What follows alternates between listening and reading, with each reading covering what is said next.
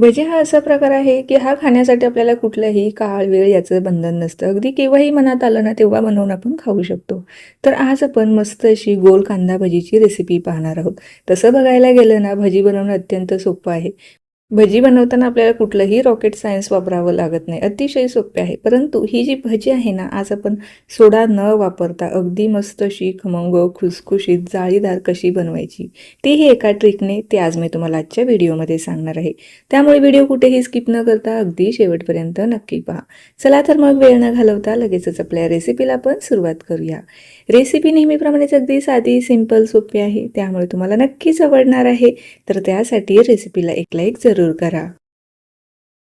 सोड्याचा जराही वापर न करता मस्त अशी खमंग, खुसखुशीत, अजिबात तेलकट न होणारी भजी कशी बनवायची ना, यासाठी ना एक ट्रिक मी तुम्हाला सांगणार आहे. ती ट्रिक तुम्ही कुठल्याही भजींसाठी वापरली ना, तर तुम्हाला अजिबात त्या भजींमध्ये कधीही तुम्हाला सोड्याचा वापर करावा लागणार नाही.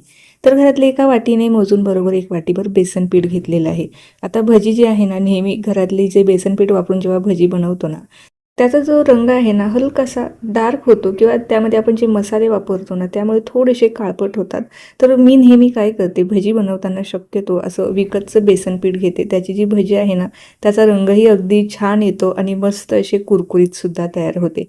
तर या ठिकाणी ना, मी जेव्हाही भजी बनवते तेव्हा इथे मी विकतचंच बेसन पीठ वापरते. तुम्ही घरातलंही वापरलं ना तरीही चालेल, परंतु छान असे खुसखुशीत आणि कुरकुरीत होण्यासाठी ना इथे मी विकतचंच बेसन पीठ वापरते. आता हे जे पीठ आहे ना, एक भिजवण्याची ट्रिक आहे, ती तुम्हाला दाखवते. तर आता यामध्ये ज्या वाटीने आपण पीठ घेतलेलं होतं ना, आता त्याच वाटीने मी पाणी घेतलेलं आहे. आता बरेच जण असं म्हणतील, की यामध्ये तुम्ही काहीतरी पाण्यामध्ये मिसळलेलं आहे. तर असं काही नाही. हे फक्त बेसन पिठाची जी वाटी होते ना, त्यातच मी हे पाणी घेतलेलं आहे आणि हे पीठ भिजवलेलं आहे. पीठ भिजवण्याची जी पद्धत आहे ना, तुम्हाला इथे दिसत असेल. सुरुवातीला पिठाचा जो रंग होता ना, जास्त डार्क होता आणि जेव्हा आपण हे पीठ फेटू ना, तेव्हा त्याचा हलका होत जाईल. तर हीच ती खास ट्रिक आहे. जेव्हा आपल्याला यामध्ये सोडा घालायचा नसेल ना, तेव्हा हे पीठ आपल्याला एक 5 ते 7 मिनिटासाठी ना हलकं करून घ्यायचं आहे. म्हणजे छान असं फेटून घ्यायचं आहे. त्याचा रंग जोपर्यंत लाईट होत नाही ना, तोपर्यंत आपल्याला हे हलकं करून घ्यायचं आहे. तेव्हाच आपली जी भजी आहे ना, मस्त अशी हलकी-फुलकी पोकळ तयार होतात. तर हे पहा, अगदी एकाच डायरेक्शनने मी हे छान असं हे पीठ हलकं करून घेतलेलं आहे. एक 5 ते 7 मिनिटामध्ये हे पीठ छान असं हलकं होतं.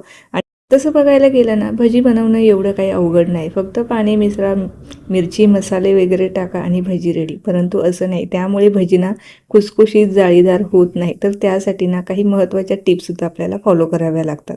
तेव्हाच आपली भजी मस्त अशी हलकी-फुलकी आणि जाळीदार तयार होतात, जशी गाड्यावर मिळतात तशी. आता हे 5 मिनिटं झाकण ठेवायचं. जेव्हा आपण पीठ फेटतो ना, त्यानंतर हे कंपल्सरी आपल्याला 5 ते 10 मिनिटासाठी आपल्याला झाकण ठेवून साईडला ठेवून द्यायचं आहे. या पिठामध्ये ना मी फक्त पाणी मिसळलेलं होतं, इतर कुठलेही जिन्नस मिसळलेले नव्हते. ते आता आपण मिसळूया. इथे मी 2 मध्यम आकाराचे कांदे थोडेसे चौकोनी आकारामध्ये कट करून घेतलेले होते. त्यानंतर लसूण, आलं आणि हिरवी मिरची थोडीशी खलबत्त्यामध्ये कुटून यामध्ये टाकलेली आहे. 1 चमचाभर आपल्याला ओवा घालायचा आहे. हातावरती छान असा क्रश करून घ्यायचा, म्हणजे ओव्याचा छान असा फ्लेवर येतो. एक अर्धा चमचा अख्खे धने यामध्ये मी क्रश करून घेतलेले आहे, ते सुद्धा टाकून घेऊया. पाव चमचा हिंग टाकून घेऊया आणि जेव्हाही आपण भजी बनवतो ना, सगळ्यात महत्त्वाच्या गोष्टीची आपल्याला काळजी घ्यायची आहे. यामध्ये जे मसाले वापरतो ना, त्याचं जे प्रमाण आहे अगदी कमीच ठेवायचं आहे किंवा नाही वापरले तरीही चालेल. परंतु अगदी मी इथे पाव चमच्यापेक्षाही कमी लाल मिरची पावडर आणि हळद पावडर वापरलेली आहे. लक्षात ठेवायचं आहे, मसाल्यांचं जे प्रमाण आहे ते आपल्याला अगदीच कमी ठेवायचं आहे. तेव्हाच जी भजी आहे ना, मस्त असा रंग येतो भज्यांना छान असा. जसा गाड्यावरतीच्या भज्यांना रंग असतो ना, अगदी तसाच रंग येतो. गाड्यावर जेव्हाही भजी बनवताना त्यामध्ये हळद पावडर आणि लाल मिरची पावडर अजिबात वापरत नाही. तर आता आपण ही घरगुती पद्धतीने बनवत असल्यामुळे यामध्ये अगदी थोड्या प्रमाणात मी वापरलेले आहे. चवीपुरतं मीठ टाकून घेतलेलं आहे. त्यानंतर यामध्ये थोडासा बारीक कापलेला कढीपत्ता आणि कोथिंबीर घालायची आहे. कढीपत्ता नेहमी असा कट करून घातला ना, जेव्हा आपण भजी खातो ना, तेव्हा खूप छान असे दाताखाली आल्यावरती हा कढीपत्ता लागतो. त्यामुळे मी नेहमीच भज्यांमध्ये कढीपत्ता अशा पद्धतीने कापून घालत असते. तर सगळे जिन्नस टाकून झालेले आहे. पुन्हा एकदा एकजीव करून घेऊया. आता यामध्ये ना आपण सोडा वापरणार नाही, तर सोड्याचं काम ना इथे आपलं तेल करणार आहे. तर तेलाचं मोहन आपल्याला ह्या पिठामध्ये घालायचं आहे, जेणेकरून आपली जी भजी आहे ना, मस्त असे टम्म फुगतील. तर आपण सोडा इथं वापरलेला नाही ना, त्यामुळे आपल्याला कंपल्सरी इथे तेल वापरावं लागणार आहे. नाहीतर भजी ना आतून कच्ची राहतील, जाळीदार होणार नाही. हे एकजीव करून झालेलं आहे. आता तेलसुद्धा इथे मी साईडला गरम करून ठेवलेलं होतं, ते तेलसुद्धा आपल्याला यामध्ये घालून घ्यायचं आहे. आता हे मिश्रण तुम्हाला दिसत असेल बऱ्यापैकी पातळ झालेलं आहे, परंतु असं मिश्रण हे परफेक्ट आहे. त्यामुळेच मस्त अशी पोकळ भजी तयार होणार आहे. त्यामुळे टेन्शन घेण्याची गरज नाही. जरीही हे मिश्रण पातळ झाल्यासारखं वाटत असलं ना, तरीही भजी अगदी परफेक्ट मस्त अशी तयार होतात. तर आता तेल मिसळून घेतलेलं आहे. लगेचच आता भजी बनवायला घेऊया. तर पिठाची कन्सिस्टन्सी तुम्ही एकदा पाहून घ्या. आता हे जे पीठ आहे ना, भिजवण्यासाठी साधारणतः मला पाव वाटी एवढं पाणी लागलेलं होतं. तुम्हाला थोडंफार कमी किंवा जास्त लागू शकतं. यामध्ये आपल्याला रवा मिसळायची गरज नाही, तांदळाचं पीठ मिसळायची गरज नाही. फक्त ज्या छोट्या छोट्या ट्रिक आहे ना, त्या आपल्याला फॉलो करायची आहे आणि भजी बनवायची आहे. आता तळत असताना सुद्धा काही महत्त्वाच्या गोष्टी, बऱ्याचदा जेव्हा भजी आपण तळतो ना, त्यानंतर खूप जास्त तेलकट होतात. परंतु तेलकट होऊ नये ना, यासाठी आपण तर सोडा अजिबात वापरलेला नाही. कारण तेलकट होण्याचं जे कारण आहे ना, जेव्हा भज्यांमध्ये सोड्याचं प्रमाण जास्त झालं की त्यामुळे जी भजी आहे ना, जास्त तेलकट होतात. त्यामुळे आपली जी भजी आहे ना, यामध्ये आपण सोडाच वापरलेला नाही, त्यामुळे भजी तेलकट होण्याचा प्रश्नच येत नाही. तर आता ही जी भजी आहे ना, आपल्याला मध्यम गॅसवरती तळायची आहे. जरी सोडा वापरलेला नाही ना, तरीही गॅसचं जे टेम्परेचर आहे किंवा तेलाचं जे टेम्परेचर आहे ना, ते बिघडलं ना, तरीही भजी तेलकट होतात.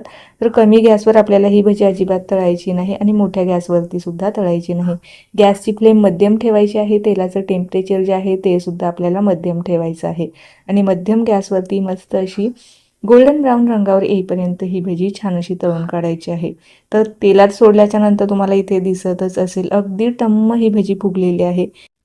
रंगही अगदी छान आलेला आहे. जशी गाड्यावर मिळतात ना, उलट गाड्यावर मिळणाऱ्या भजींपेक्षा ही छान भजी आपण घरच्या घरीच तयार करू शकतो. फक्त सांगितलेल्या ज्या ट्रिक आहे ना, त्या वापरून जर तुम्ही ही भजी बनवली ना, कधीच तुमची भजी अजिबात फेल जाणार नाही. ही भजी फक्त ह्याच भजींसाठी ही ट्रिक सांगितलेली नाही, तरी तर तुम्ही कुठलीही भजी बनवा. त्यासाठी ना नेहमी काय करायचं, जे पीठ आहे ना ते हलकं करून घ्यायचं आणि त्यानंतरच भजी बनवायची. भजी पहा अगदी तुमची सुद्धा भजी माझ्या भजींप्रमाणे अगदी खुसखुशीत तयार होणार आहे. तर आता ही जी भजी आहे ना, काढून घेऊया. सोबतच काही हिरव्या मिरच्यासुद्धा मी तळून घेतलेल्या आहे. सणावाराला ना नेहमी आपण भजी बनवतो ना, अशी होत नाही. तर आता मी सांगितलेल्याप्रमाणे तुम्ही ही भजी एकदा तरी ट्राय करून पहा.